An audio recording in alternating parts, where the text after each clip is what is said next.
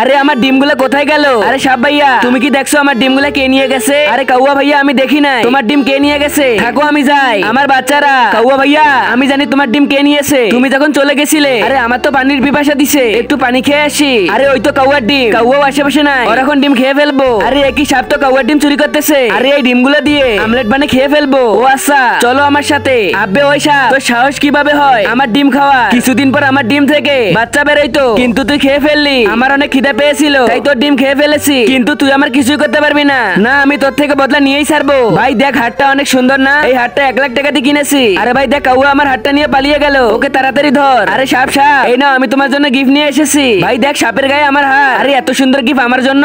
আরে এই কাউয়া তো হাড়টা সাপরে দিয়ে দিল, কিন্তু আমরা যদি সাপের কাছে যাই ও তো আমাদেরকে কামড় দিবে। তাড়াতাড়ি লাঠি নে, ওকে আমরা ডাঙ্গে মেরে ফেলবো। তারপর কি হয়েছিল দেখার আগে তুমি যদি মহান আল্লাহকে ভালোবেসে থাকো তাহলে ভিডিওতে লাইক দিয়ে এই সাদা কালার সাবস্ক্রাইব বাটনটা চাপ দিয়ে সাবস্ক্রাইব করে দাও। আর যদি তুমি লাইক সাবস্ক্রাইব না করো তাহলে আমি ভেবে নিব যে তুমি মহান আল্লাহকে ভালোবাসো না। আর কমেন্ট বক্সে বলে যাও আল্লাহু আকবার। এই যে আমার হাড় পেয়ে গেছি, তাড়াতাড়ি এখান থেকে চল। দেখ সাপ আমি আমার বদলা নিয়ে ফেলছি, কারণ তুই আমার মাসুম বাচ্চাদেরকে খেয়ে ফেলছিস।